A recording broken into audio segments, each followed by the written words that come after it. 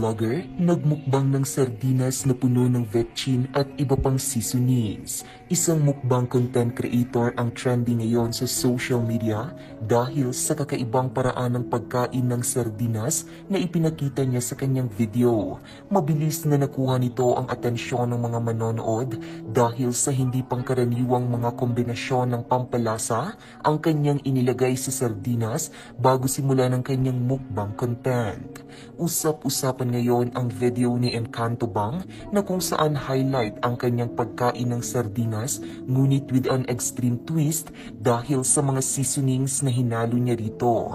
Ang video ay may caption na, "Ganito kumain ng sardinas," na kung saan minention niya rin ang controversial social media personality na si Tito Mars na kung saan nag-viral noon sa kanyang sardinas issue. Sa nasabing video mapapanood ang paglalagay ni Encanto Bang ng iba't ibang brand ng spicy sardines sa isang bowl na umabot sa 4 na lata.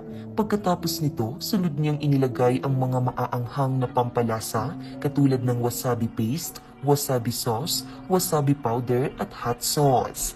Hindi pa nga dito nagtapos ang paglalagay niya ng pampalasa dahil idinagdag pa nito ang aniyay sikreto para masarap ang sardinas, sangkatutak na vetchin at isang malaking sachet ng magic sarap.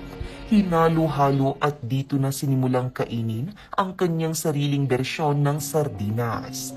Maraming netizens nga ang hindi makapaniwala sa ginawa ni Encanto Bang dahil hindi naman lingid sa kaalaman ng nakararami na maaaring makasama sa kalusugan ang pagkain ng sobrang seasonings.